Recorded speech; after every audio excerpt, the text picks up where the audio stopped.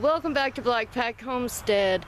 I just thought today, I was doctoring Arthur's eye. It's cool outside. Let's plant some herbs because I've got some tarragon I want to plant, some peppermint. I got some tiny basil starts I started from seed, but they're looking pitiful, so I'm going to put them in the ground today. So, I hope you enjoyed watching the bunnies eat some flowers. And, yeah, Arthur's eye's looking better. He's looking a little bit better if I can get him to turn around. I mean, it looks horrific, don't get me wrong, but it looks better. It really looks better than it did. It really does. Quicksilver, I'm pretty sure that the botfly larva is out. I'm still putting, oils on it, essential oils, and I have used antibiotic ointment, just like I've used on his face. It's just so inflamed, I don't really have any other choice. But I'm still using the herb eye wash on him that I made. Yeah, so let's go plant some herbs. Cool. Before we go outside and plant some herbs, I've got to turn some eggs. So let's check on those eggs and see what they're doing. I've pretty much decided that the X's and O's are futile because it is impossible to get these things to turn the way you want them to. Oops, sorry about that. So this is how I do it, okay? So this is it. This is how I do it. Let me scoot. There you go. So I put my hands on them like this, and I try to do it as fast as I can, and I just do them one full turn over, and then I hold those there, and then I do another full turn over, and then I do the same thing again. And I hold those there, and then I go to the next ones. And I roll those, and I roll those. I know, it's kind of crazy, but it's working so far, I hope. And then I'll roll these guys, and then these guys, and then that one didn't get rolled, and that one didn't get rolled. Make sure he's turned. The ones on the edges and the ones in the middle I worry about, so I'll go back through and just turn them a hair just in case they didn't get turned as much as they should have. But I try to do it fast because, I mean, it's only been off. You've seen how long, and I'm already down to like 95, so the temperature drops fast. And we have been keeping it covered up because the temperature dropped outside around here. It feels more like spring, and a week ago it felt like summer, so we've been covering it up with a blanket to help hold heat in. I even turned our heat on yesterday. It was like cold in here. It was like 68 degrees, so there we go. Alright, so that is how the quail eggs are doing. And let's let these puppies outside and carry our plants down to the garden and plant some herbs. What are you doing out of the yard? That's what you're doing. Anna, come. Anna, come. Come here, Anna. Anna, look at her. She is like all over that garden. Anna, you're supposed to come when I call you. What are you doing? What are you doing, funny puppy? Come here, what are you doing? What are you doing getting out the fence?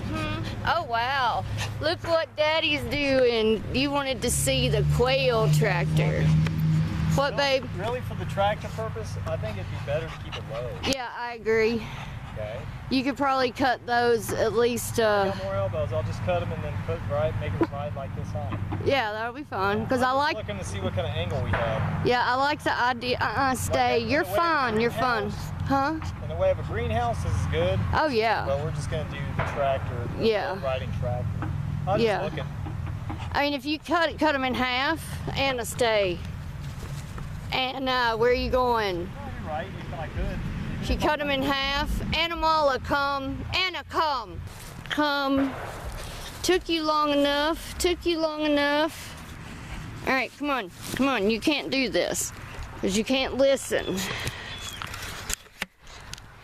She stayed in the yard. She just can't listen and come when I call her, so I'm going to have to go put her in the house with Saffron, who did not want to come out, and you heard the gunshots. Well, that's why she got out. See, there you go, there's another one. But yeah, that's what Chris has come home and working on after work was the Quail tractor. And let me flip you around so you can see it. Just gotta figure out how high you want it to ride up. We'll cut all the pieces and assemble it. Probably, well, maybe hip, maybe knee, because if we get it too tall, they'll jump up and break their necks. Yeah. Yeah, so you're right, knee. Knee level. Yeah. Okay. But yeah, that's gonna be the Quail tractor. Pretty awesome, huh? Free PVC, free wood. Well, minus the elbows. Well, you had to buy the elbows. I spent $10 today on it. Yeah, so this is the $10 Quail tractor. Yeah, pretty much. Yep. All right, well, let me go take this puppy in, or at least back to the fence. Or I'm pretty sure I know how she got out, so no worries about that. And then we'll plant this thyme. Okay, so here is where we're gonna plant our thyme. We have our lovely basket of herbs here. I dug the spearmint out of the oregano finally, so that's all the spearmint that was in the oregano. Gonna go in and make some spearmint tea after this, or maybe dry it, just depends on how I feel when I get done digging all these holes. So there's our basket. We got some peppermint, which I'm gonna put over in the rabbit garden with spearmint. We have some thyme, which we're planting here. We have some basil. This is just regular basil, and we're gonna plant that over with the tomatoes. So let us dig a hole.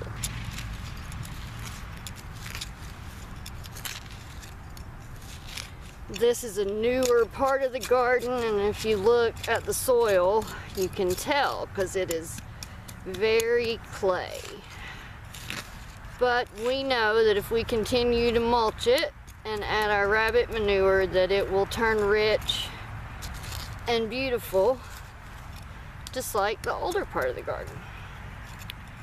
So that's how we make our dirt better. Whoa, that was a dirt explosion. Come out, you dirt animala, darn you. Look at this dog, she's back out. I'm gonna have to go put her in the house. Oh. Okay, now that we got Animala back in the house, well, I put her in the house this time. She's figured out my trick to keeping the gate closed. All right, let's see if my hole is deep enough and big enough for our thyme. Beautiful thyme plant, German thyme. It's one of my herbs that I wanted to plant this year. I had planned to start it from seed, but I never followed through. And if I'm gonna have some thyme of my own, sometimes you just have to buy a start. So it's just pulling a little bit of the root structure to loosen it, and then I'm gonna stick it down in its hole, just like that. See, it's just even ground level, just like that. Yep. And then I'm gonna start filling my hole back, and as I fill my hole back, I crumble up all these clay dirt clods. And then after I get it in, I'll probably give it a little bit of water. It's been, see, I don't think we've had rain. We didn't have rain yesterday. The ground's pretty damp, and now that my hole is pretty much filled up, start raking in this other dirt that's not so clotted.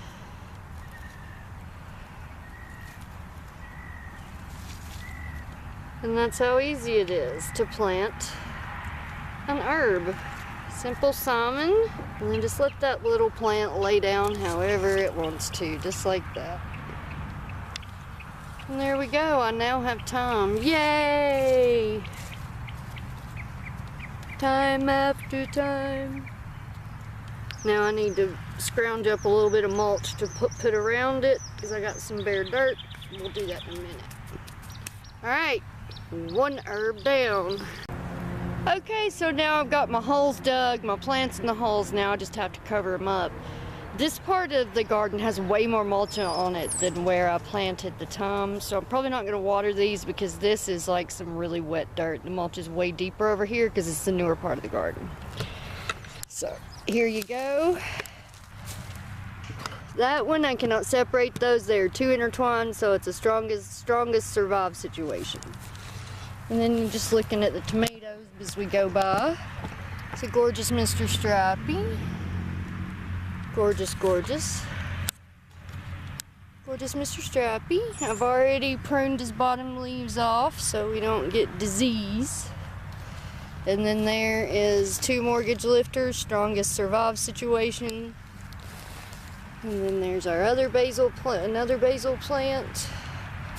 This is a yellow brandywine, and these brandywines are like the biggest, man. They're like they've grown so well. And then here's our other basil plant. Right there.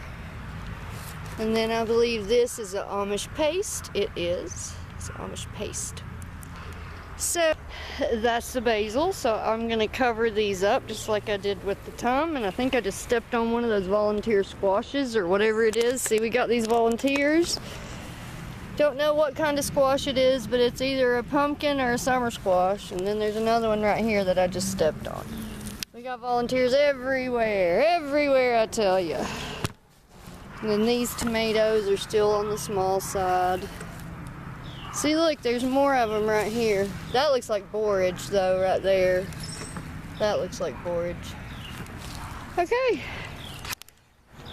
So, I'll cover these up. Make sure I'm not standing on any plants. I'll cover these up, and then we'll go plant the peppermint.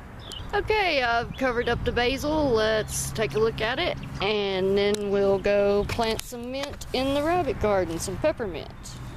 So there it is, all planted up and mulched in. All planted up and mulched in between my tomatoes. Tomatoes and basil are supposed to be good companions, I've heard. Nope. Plus they go good together. Huh? Oh. Alrighty then, that's the basil. Let's walk on over to the rabbit garden and plant that peppermint. Okay, over here at the rabbit garden, as you can see, well, not now, but we're over here at the rabbit garden, as you can see. And this is where we're gonna plant the mint, the peppermint, because that's oregano. I have spearmint down there and straight up mint over on the other side of the house. Good, so there's our hole. Same way, and there's our peppermint plant. And same way we did with the thyme. We can get it out of its happy little container. Sometimes that's like the hardest part. And then I'm going to do the same thing I did with the thyme. I'm going to loosen them up. Now with the basil, I started those from seed, so they weren't terribly root bound. They're still super tiny. So there you go. We've loosened it up gently. Now we're going to put this little peppermint in its happy little home. Crumble up those dirt clods if you have, you know, good old clay soil like we do here in the good old WNC.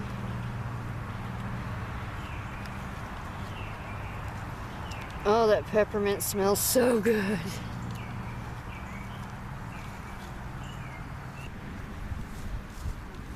And there's a bunch of rabbit poo. Let me rake all that goodness back over here.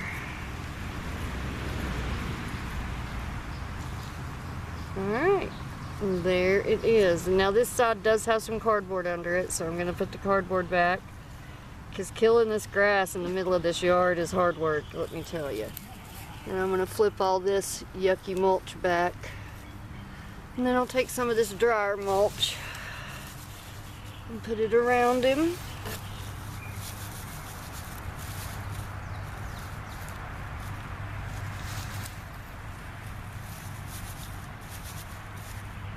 Alright, and there it is, and my hands are like so muddy I hate to touch the camera. So there you go. Okay, so now we've planted some herbs today. We've got some spearmint harvested. Why don't we harvest some chamomile? Because I have tons of chamomile. So while I harvest some chamomile, I just wanted to talk a little bit about, well, as I harvest this chamomile, I wanted to talk to you a little bit today about my struggles.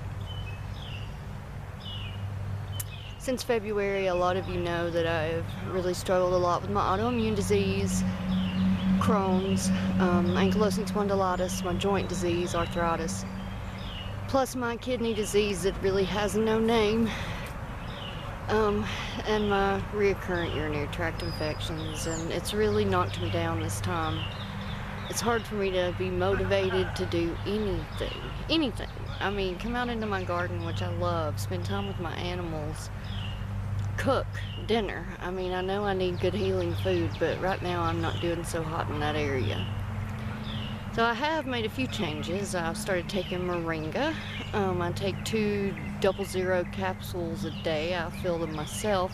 And I can tell you, I feel a little bit of difference. It's been a month, and I feel that my abdominal pain is less, my crampiness is less. I still have terrible nausea, but I think it's going to work long term, and I think moringa may be an answer to a lot of my nutritional needs. So do some research. It's supposed to be like the most nutrient dense food on the planet. They use it a lot in malnutrition.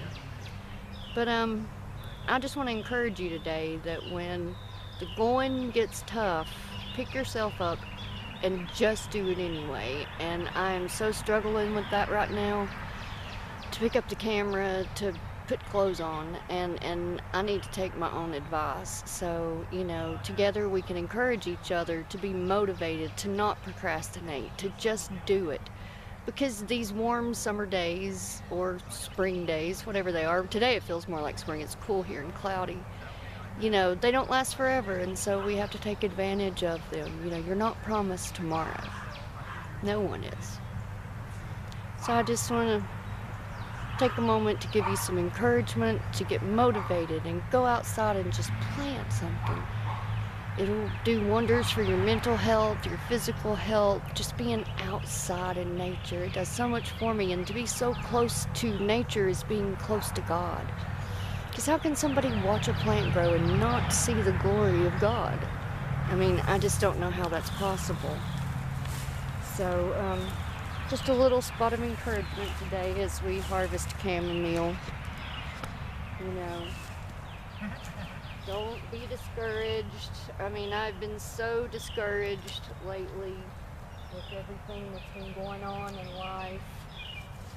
And picking up this camera is like the last thing I felt like doing today. But I knew I would be better for it, you know.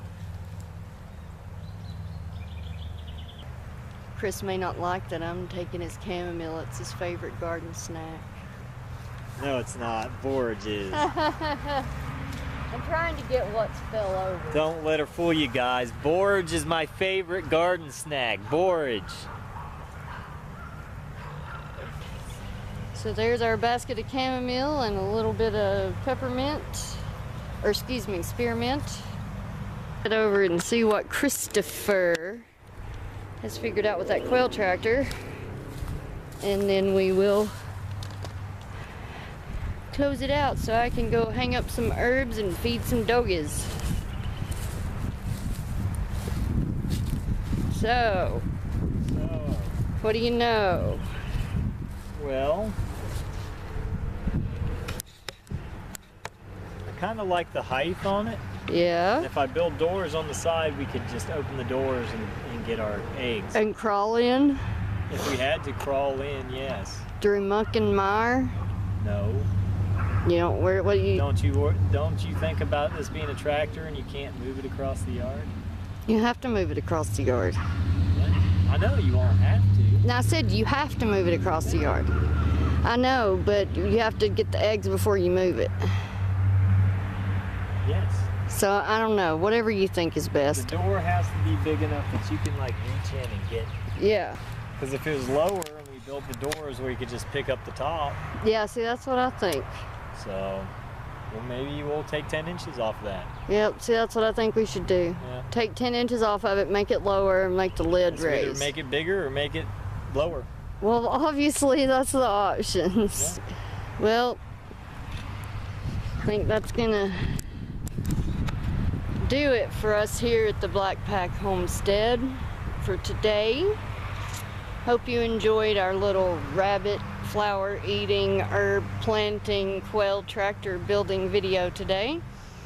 And I hope you were inspired to go plant something today. I mean, man, grow big at home. Grow big at home. That's what we do. Grow big at home. It's great. So I'm going to thank you for watching. Please like, subscribe, and share. And we'll see you here next time at the Black Pack Homestead. We bless you. Bye-bye.